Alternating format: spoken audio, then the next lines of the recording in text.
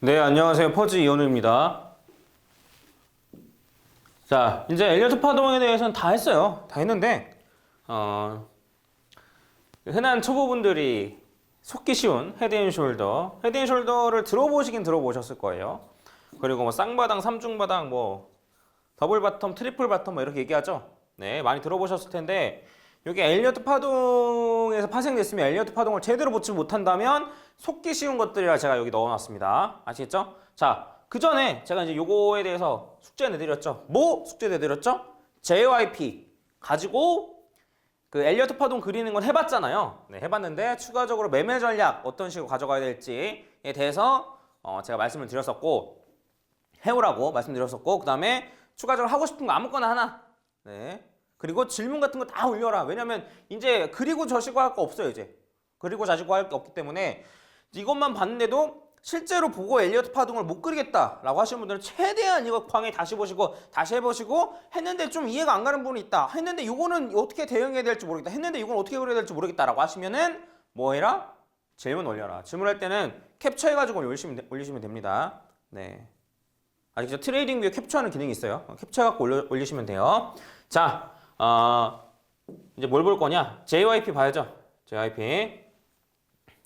JYP가 신인 걸그룹을 낸다고 하더라고요. 트와이스 다음에 신인 걸그룹 낸다고 하는데 과연 신인 걸그룹을 내서 추가적으로 올라갈지. 네, JYP가 이렇게 많이 올라갔다가 떨어졌는데 자, 보시면 엘리어트 파동 어떻게 그려요? 1파, 2파, 그 다음에 3, 4, 5 이렇게.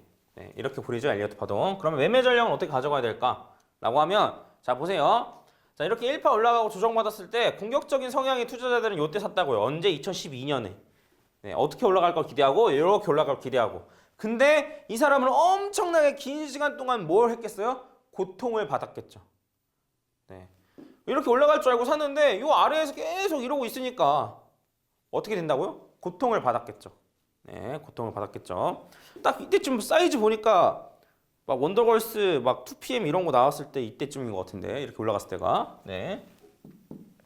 자, 그래서 공격적 성향의 투자자들이 아니면 뭘 하고 있어야 되냐면 자, 1파, 2파 해가지고 이렇게 올라갈 수도 있을 것 같은데 라는 생각이 왜냐면 여기를 뚫지 않았으니까 뚫고 떨어지지 않았으니까 올라갈 수 있을 것 같은데 라는 생각을 하면서 이렇게 그냥 이럴 땐 그냥 가만히 있다가 한 이때쯤에 올라왔을 때 긴장을 하고 있어야 되는 거죠. 혹시 이걸 뚫고 올라가는 거 아니야? 그럼 들어가야지 라고 긴장을 하고 있는 거죠. 근데 뚫고 올라갔어요? 못 뚫고 올라갔어요? 못 뚫었어요. 처음에 못 뚫었는데 추가적으로 이 다음에 다시 뚫었단 말이죠. 그러면 여러분들은 딱 요 타이밍 때 들어가는 거죠. 딱 뚫고 올라갔을 때 요 타이밍 때 들어가는 거죠. 혹은 127.2까지 올라갔다가 추가적으로 다시 되돌림 파동 받았거든요. 이때 들어가도 되고. 어쨌든 들어갔어요. 여러분들 이때 들어갔는데 뭐 한다? 들어가자마자 뭐 한다? 161.8 자리인 랑 261.8 자리에 얼마씩 걸어놓는다? 30씩 걸어놓는다. 30씩 걸어놓는다. 아시겠죠? 30씩 걸어놓는다. 그러면 며칠 안 가가지고 며칠 아니죠? 그래도 한 반년 걸렸네. 반년 안 돼가지고 네, 이렇게 쫙 올랐어요. 네, 작년이죠. 작년 2017년 해가지고 쫙 올라가지고 여기까지 261.8까지 체결이 됐어요.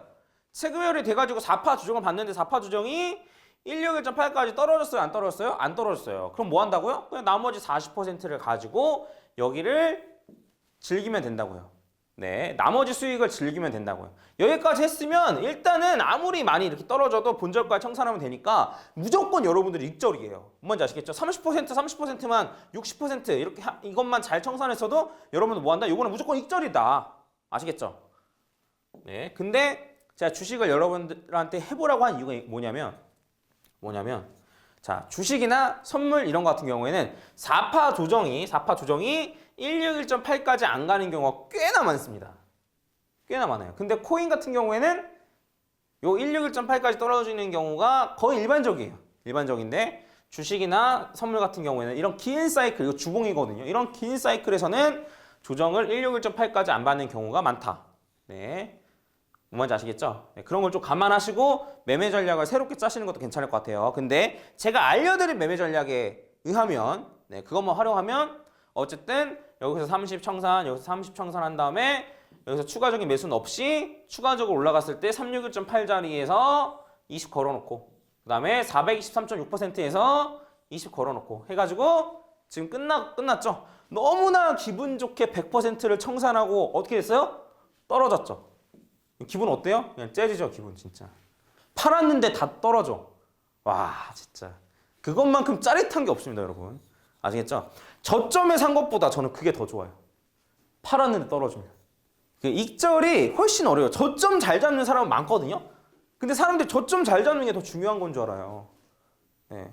아니 이때 샀어도 이때 만약에 팔잖아요? 그럼 돈 버는 거잖아요. 그렇죠?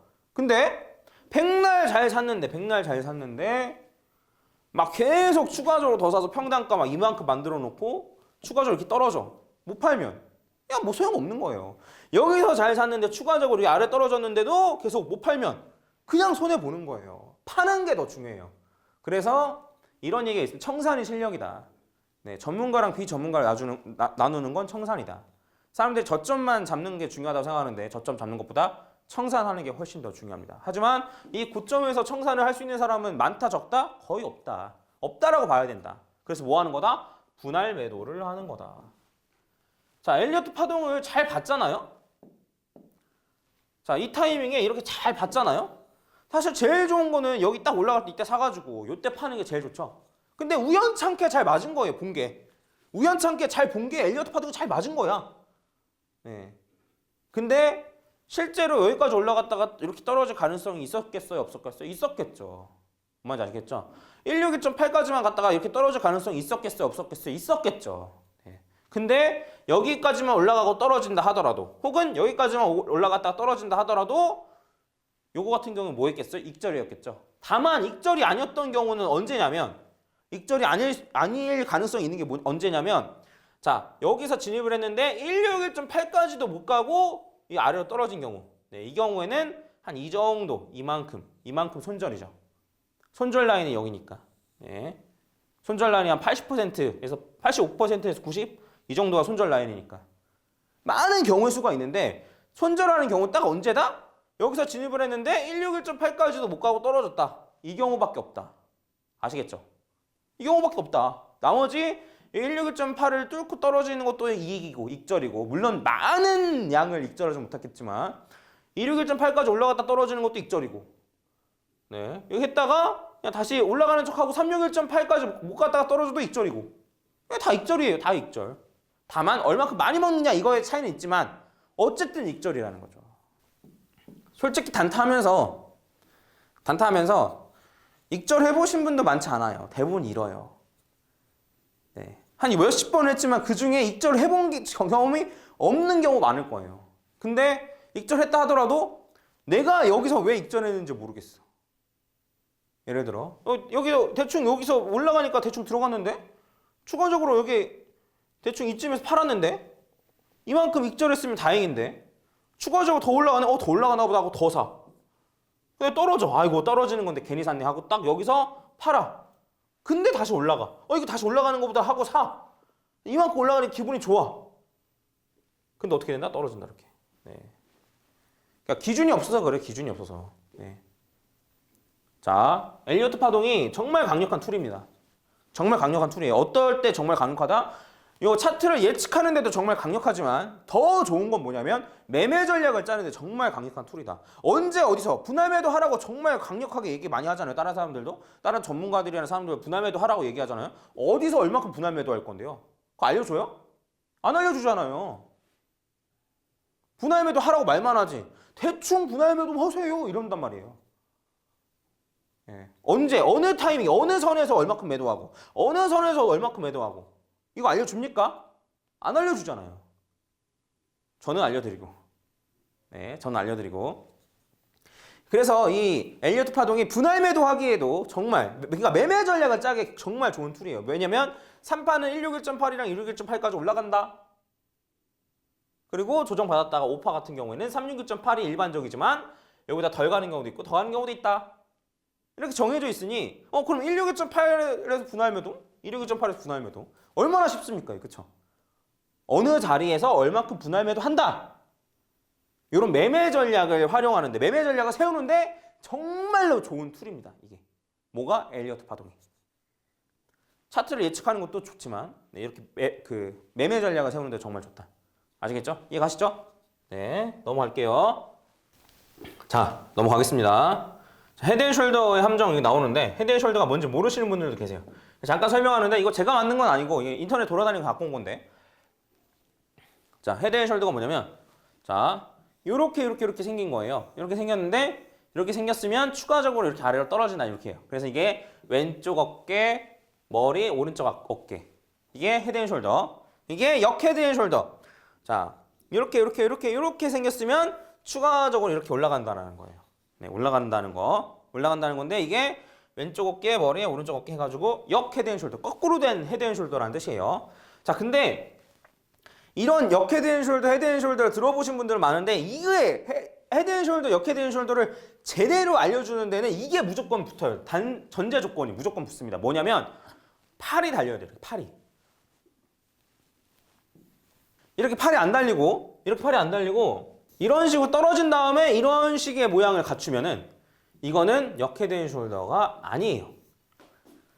역 헤드앤숄더가 아닙니다. 잘못 분석한 거예요. 자, 얘도 마찬가지로 역 헤드앤숄더 같은 경우에도 헤드앤숄더고 역 헤드앤숄더 같은 경우도 이렇게 올라갔다가 이렇게 분석을 해가지고 이런 모양이 생겼다. 그러면 얘는 역 헤드앤숄더가 아니에요. 그러니까 제대로 헤드앤숄더, 역 헤드앤숄더를 강의를 해주거나 제대로 알려주는 그런 뭐 네이버 이렇게 해가지고 검색해서 이렇게 글로 써져 있는 것도 있고 영상도 유튜브에 많을 텐데 이걸 언급 안 했다? 그러면 그냥 거기 가서 때리란 말은 못 하겠고 때릴 방법도 없죠. 네, 그냥 걸으시면 됩니다. 이게 왜 그런지 제가 설명을 해드릴게요. 엘리어트 파동이 1, 2, 3, 4, 5 이런 식으로 올라갑니다. 맞죠? 그 다음에 하락할 때 어떻게 하락한다? A, B, C 이런 식으로 하락한다. 그쵸? 그 다음에 또 어떻게 해요? 1, 2, 3, 4, 5 이런 식으로 올라간다. 맞죠? 예, 이렇게 가요. 네, 이렇게 갑니다. 자, 그러면 추가적으로 보시면 자, 헤드앤숄더, 역 헤드앤숄더는 뭐냐면 자, 모양 보이시죠? 보이세요? 해가지고 요게 바로 헤드앤숄더다. 아시겠죠? 여기 헤드앤숄더예요. 이게 헤드앤숄더고 역 헤드앤숄더는 뭐냐면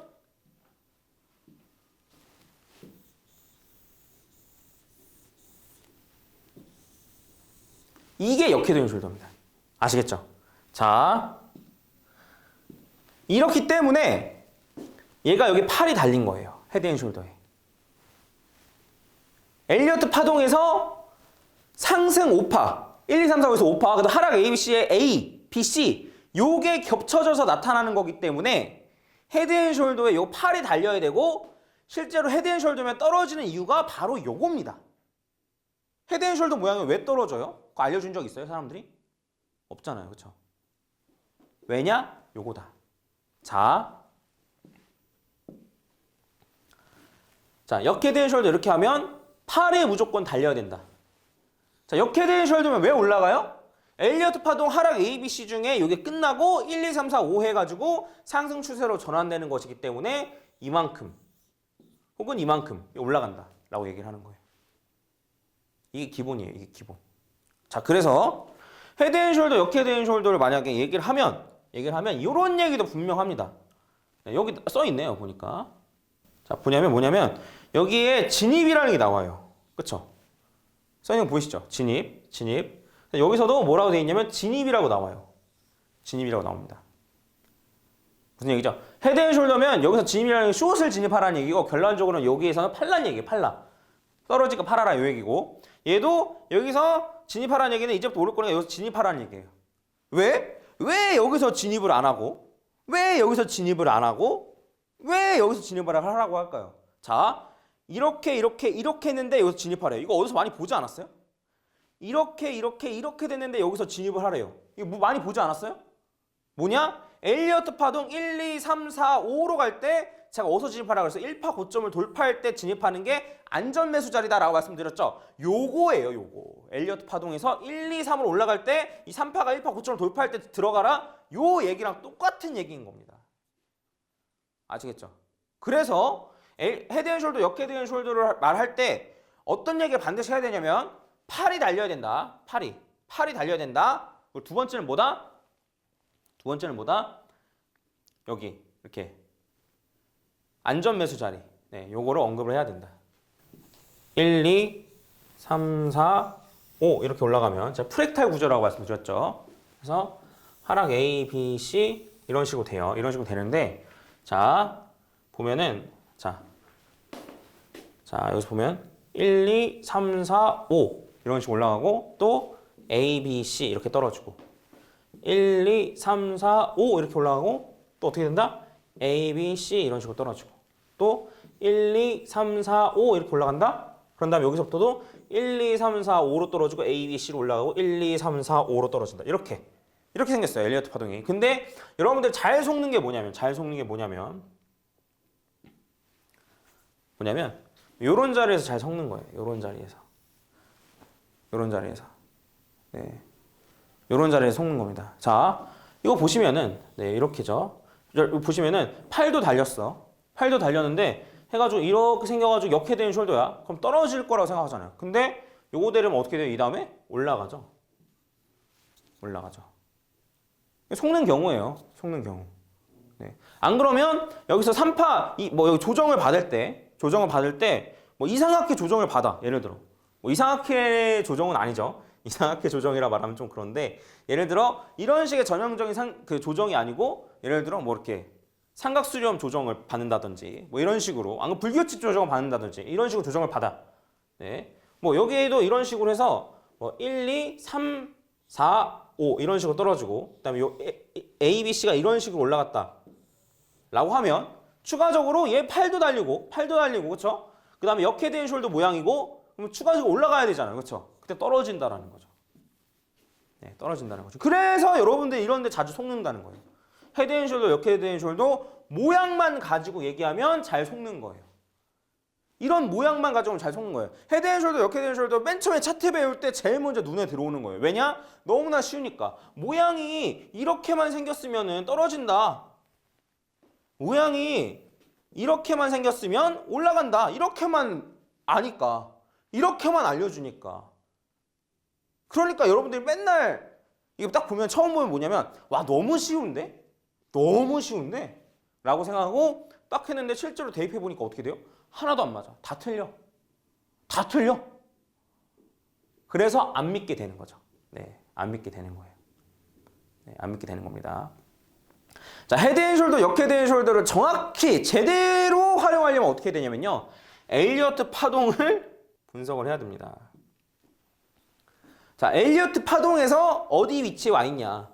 이게 1, 2, 3인 걸 알았으면 예를 들어 1, 2, 3인 걸 알았으면 추가적으로 4, 5가 있다라는 걸 알면은 여기에 이런 헤드앤숄더 속을 이유가 있어 없어요? 없다고요. 왜냐면 추가적으로 5가 올라갈 걸 알고 있기 때문에.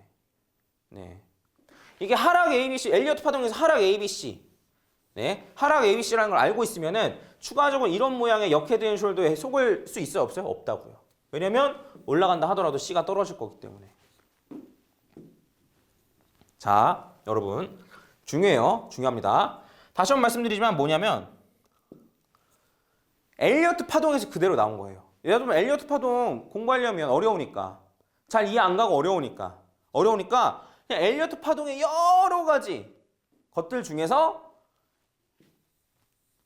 1, 2, 3, 4, 5로 올라갈 때 이 5랑 하락 A, B, C가 교차되는 이 지점만 따로 떼어내서 만든 게 헤드앤숄더. 아시겠죠? 그 다음에 이렇게 A, B, C로 떨어지고 1, 2, 3, 4, 5로 올라갔을 때 요 A, B, C의 요 끝부분이랑 요 새로 올라가는 거 여기를 따로 떼어내서 만드는 게 역헤드앤숄더. 이렇게 이해하고 있어야 되지. 네. 이렇게 이해해야지만 활용이 가능하지. 단순히 요 모양만 본다? 그러면 여러분들 다 속을 수밖에 없습니다. 네, 속을 수밖에 없어요. 자, 네. 이제는 헤드앤숄더, 역헤드앤숄더를 잘못 해석하기 쉬운 부분에 대해서 한번 살펴볼 거예요. 예시를 한번 보는 겁니다. 쉽게 말하면 예시를 한번 보는 거예요. 자, 보시면은 이게 비트코인 차트인데 이거 보면 딱 나오죠. 뭐가 나오냐면 헤드앤숄더 모양인데도 떨어지지 않고 역헤드앤숄더 모양인데도 올라가지 않는 부분들을 쉽게 찾아볼 수 있습니다. 정말 많아요. 정말 많으니까 여러분들이 정말 많이 속고 헤드앤숄더, 역헤드앤숄더를 믿지 않게 되는 겁니다. 자, 딱 눈에 보이는 것만 살펴볼게요. 자, 보면 너무나도 헤드앤숄더 모양 아닙니까? 그쵸? 너무나도 헤드앤숄더 모양 아니에요? 맞지 않아요? 네, 너무나도 헤드앤숄더 모양이죠? 네, 너무나도 헤드앤숄더 모양. 너무나도 헤드앤숄더 모양인데 이게 떨어졌어요? 안 떨어졌어요? 안 떨어졌죠. 왜 안 떨어졌을까요? 왜 안 떨어졌을까요? 일단 첫 번째로 팔이 없잖아요. 팔이 없으니까 엘리어트 파동으로 보면은 1, 2, 3, 4, 5, A, B, C 이렇게 떨어지게 되면 요런 모양인데, 요런 모양이어야 되는데, 네, 요런 모양이어야 되는데 요런 모양의 헤드앤숄더가 아니기 때문이죠. 그러니까 안 떨어지는 거죠. 하다못해 떨어졌다 하더라도 이거는 요런 원래대로 헤드앤숄더의 의도대로의 떨어짐이 아니고, 네, 우연찮게 어쩌다만 맞은 그런 거죠. 뭔 말인지 아시겠죠? 자, 역헤드앤숄더 보면은 딱 눈에 띄는 게 바로 요거네요. 이런 식의 역헤드앤숄더. 네. 근데 얘는 팔이 달렸어. 그쵸? 얘는 팔이 달렸네? 팔이 달렸는데 왜 안 올라가지? 라고 생각해보면 A, B, C로 이렇게 떨어지고 A, B, C로 이렇게 떨어지고 1, 2, 3, 4, 5 이런 식으로 올라가서 이런 모양이 되어야지만 이게 바로 역헤드앤숄더라서 이렇게 올라가는 건데, 그쵸? 역헤드앤숄더라서 올라가야 되는 건데, 자, 요거 같은 경우는 제가 파동을 어떻게 분석하고 있냐면 A, B, C 이런 식으로 분석하고 있습니다. 다시 A, B, C 이런 식으로요. 네.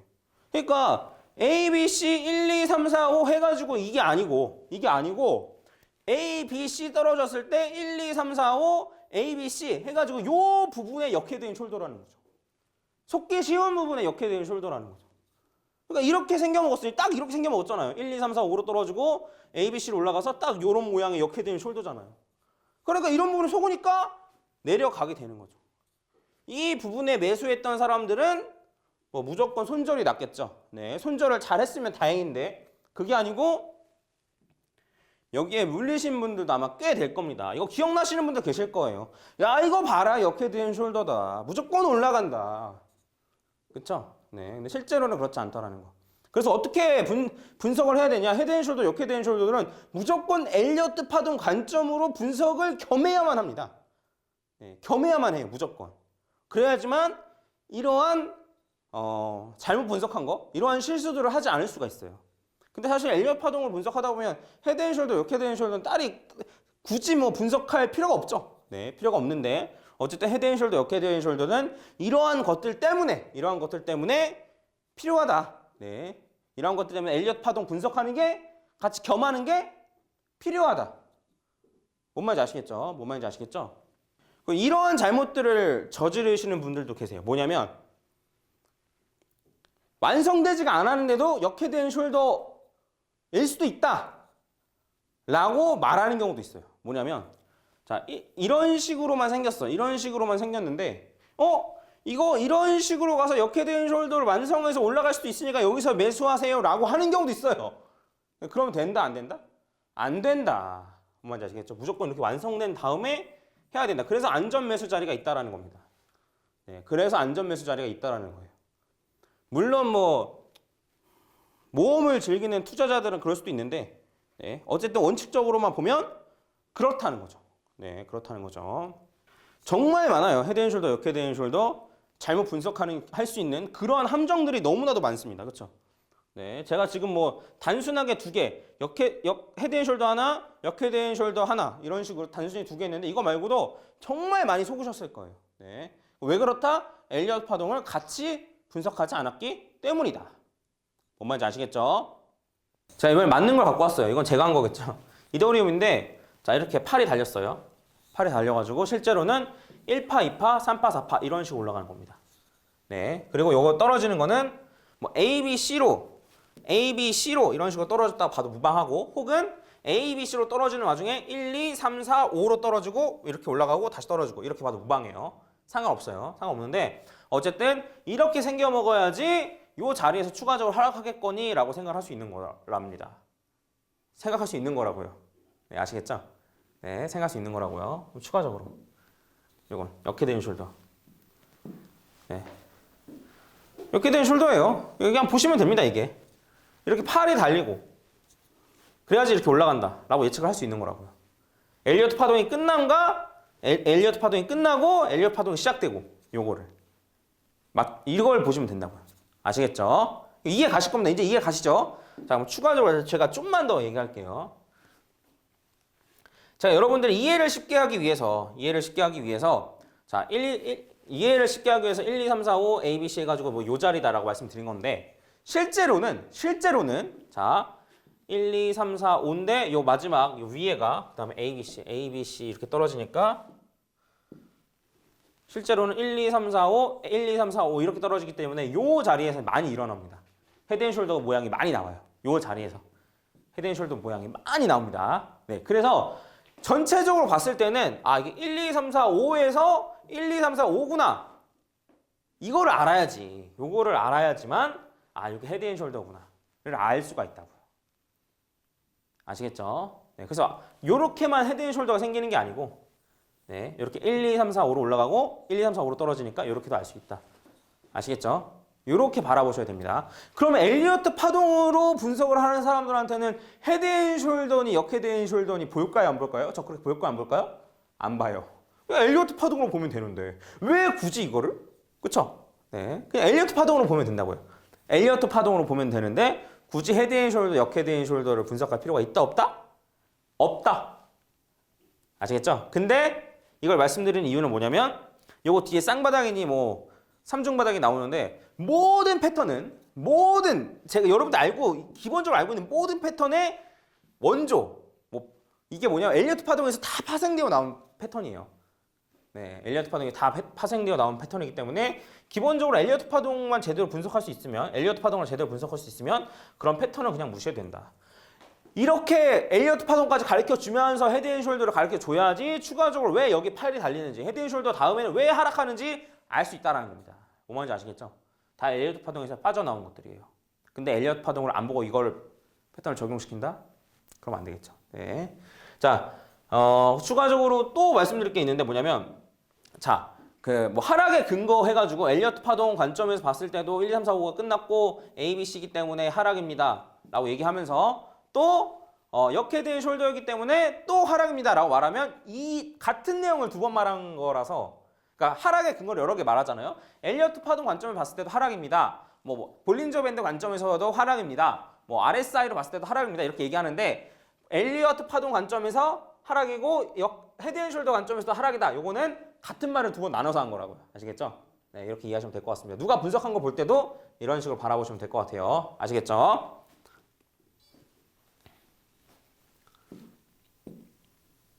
네, 헤드앤숄더의 함정을 봤습니다. 그래서 제대로 모르기 때문에 빠지는 함정. 제대로 모르기 때문에. 여러분들이 제대로 모르기 때문에.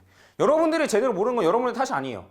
제대로 안 알려준 기타 뭐 이렇게 글 쓰는 사람들, 유튜버들, 뭐 이런 사람들, 자칭 전문가라고 하는 사람들의 잘못입니다. 그 사람들은 아마 알고 있을걸요? 아까 전에 예시로 보여드렸던 그분은 모르는데 그 사람들은 알고 있을 거예요. 근데 여러분들 말 안 하겠죠. 왜냐면 아무나 역헤드앤숄더, 헤드앤숄더 엄청 쉬운데 막상 해보려면 안 되잖아요. 여러분들 해보려면 안 되잖아요. 그냥 그런 것들 계속 이용해 먹는 거예요. 봐봐, 난 잘 보잖아. 넌 못하잖아. 아무리 쉬워도 난 잘하고 넌 못해. 이러려고. 그런 다음에 뭐 다른 걸 하겠죠. 네. 그래서 엘리어트 파동을 제대로 알고 있어야 된다. 요거에 대해서 말씀드렸습니다. 다음번 뭐 본다? 쌍바닥, 삼중바닥, 더블 바텀, 트리플 바텀 요거 본다. 아시겠죠? 네, 이것까지 하면 아마 엘리어트 파동 강의는 마무리될 것 같습니다. 네, 이상 9강 8강이죠? 네, 이상 8강 강의 마무리하도록 하겠습니다. 감사합니다.